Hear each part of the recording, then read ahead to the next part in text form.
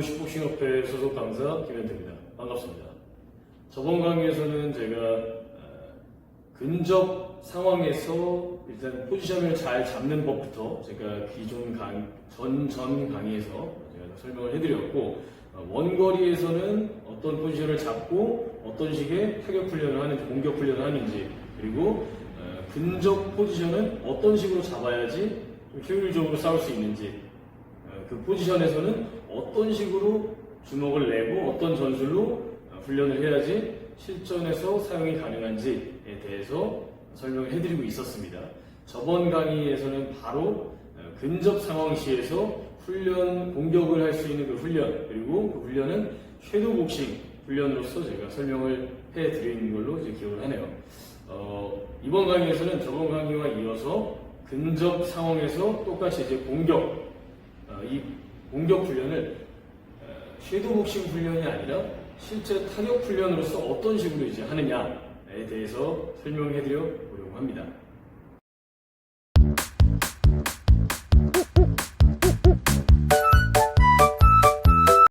훈련 목적에 대해서 간단하게 설명을 해드리고 넘어가겠습니다.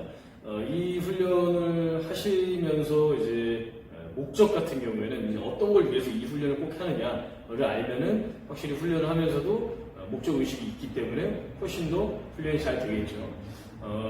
섀도우 복싱 훈련 말고 오늘 알려드릴 이제 실제로 때리는 근접 타격 훈련에 대해서 이제 목적이라고 한다면은 실제 근접 상황, 실제 링에서 상대방과 이제 스파링 하시거나 시합을 하실 때 근접 상황 시에서 보통 원거리 상황보다 훨씬 더 충격이 큽니다. 왜냐하면은 상대방의 주먹과 나의 주먹이 오고 가는 횟수가 훨씬 더 많고 상황도 거칠고, 그리고 게다가 몸싸움까지 있기 때문이죠. 그래서 이제 그런 몸싸움, 상대방의 주먹, 나의 주먹, 이런 전반적인 이런 충격들, 외부에서 들어오는 이런 전반적인 충격들, 이 충격들로 인해서 나의 중심이 흔들리잖아요, 보통. 그 흔들리는 중심을 잘 안 흔들리게끔 중심을 잘 잡아놓고 확실하게 근접 연타 공격, 근접 공격을 잘 안 흔들리게 튼튼한 중심을 유지하면서 잘 때릴 수 있게 하기 위함이다라고 할 수 있겠습니다. 아무래도 섀도우 복싱 훈련보다 실제로 타격을 하면서 그 주먹으로 인한 충격을 내가 받아내고 그 느낌을 내가 견뎌내면서 중심을 얘 부족하구나, 약간 더 넓어야 되구나, 코어가 이런 식으로 조금 더 돼야지 확실히 내 주먹을 때리면서 중심이 안 흔들리는구나, 이런 부분에 대해서 훨씬 더 효과적으로 훈련이 가능하겠죠.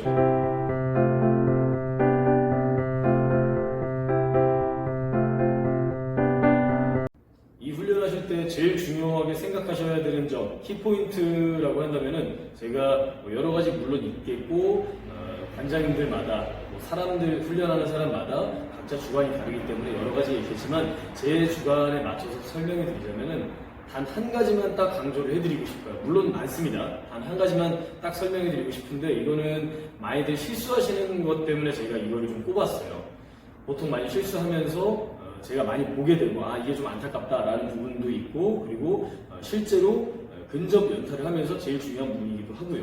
뭐냐면은 미는 펀치가 아니라 짧게 때리더라도, 공간이 짧고 짧은 펀치를 내야 되는 그 상황이더라도 던지는 펀치를 구사해야 된다라고 말씀드리고 싶습니다.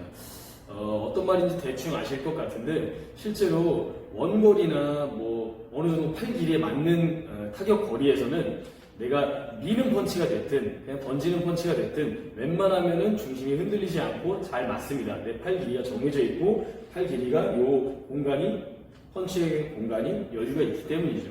근데 근접 상황에서는 너도 나도 맞닿아 있는 상황이고 겨우 때릴 수 있을 정도, 휘둘러서 가속력을 순간 붙여서 상대방에게 타격을 할 수 있는 정도의 그 최소한의 거리만 확보를 해놓은 상태이기 때문에 이 상태에서는 크게 시원시원하게 쭉쭉 밀면서 팔 길이를 전체를 다 이용하면서 때릴 수가 없죠. 서로 붙어있는 상황이기 때문에. 그래서 이 상황에서는 짧게 타격을 하면서 정확하게 이 짧은 거리에 있는 정확한 목표물, 상대방의 아래턱이겠죠. 바디가 될 수도 있고, 이 아래턱에 정확히 주먹을 적중을 시켜줘야 되는데, 멀리서 때리는 게 습관이 돼 있다 보면은 미는 펀치를 쓰게 되고 크게 휘두르게 되기 때문에 실전 상황에서 정확한 목표물에 연타로서 확실하게 때리기가 어렵습니다. 그래서 실전 요 상황을 위해서 붙어 있는 요 타격 훈련을 하실 때도 짧게 이런 상황, 요 상황에서도 훈련하실 때도 쭉쭉 밀면서 그냥 백이기 때문에 아무리 때려도 충격도 적고 실전 상황보다 충격도 적고 내가 버틸 수 있어요. 하지만 실전 상황에서는 그게 적용이 불가하기 때문에 최대한 연습 상황 시에는 던져주는 펀치로 휘둘러 던져주는 짧게 던져주는 펀치로서 상대방의 아래턱에다가 적중시켜줄 수 있게끔 훈련하시는 것을 반드시 추천드리겠습니다. 미는 펀치가 아니라 짧게 던져주는 펀치, 이게 이 훈련의 키포인트라고 할 수 있습니다.